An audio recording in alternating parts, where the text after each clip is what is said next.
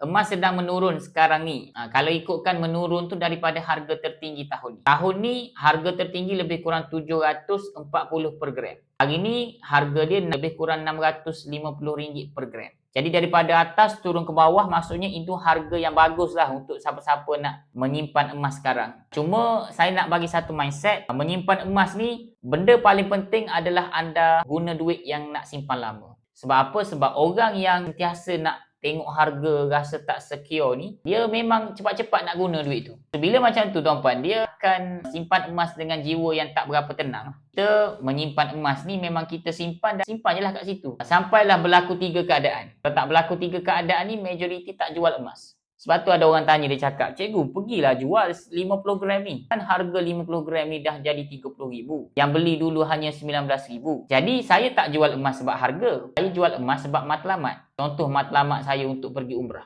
Jadi adalah emas dekat tangan, memang niat dulu simpan emas ni untuk pergi umrah. So matlamat capai saya jual lah. Tak kisahlah berapa harga ketika tu. Tapi basically memang tinggi lah sebab saya dah simpan lama. Yang kedua, bila mana ada peluang nak tukar kepada aset yang lebih besar. Contohnya nak beli tanah. Tanah ni bagus ni kalau buat tanaman ke, rumah sewa ke. So barulah kita jual emas tu untuk tukar kepada aset yang lebih besar, yang boleh jana cash flow. Dan yang ketiga, berlakunya kecemasan. Ada apa dah, yang ada hanya kepingan-kepingan emas. So waktu tu baru jual emas. Selain 3 keadaan tu, harga mahal macam mana pun basically orang yang ada ilmu tak jual lah. Faham tak? Jadi siapa-siapa nak saya bantu menabung di Public Gold, boleh isi bet biru di bawah.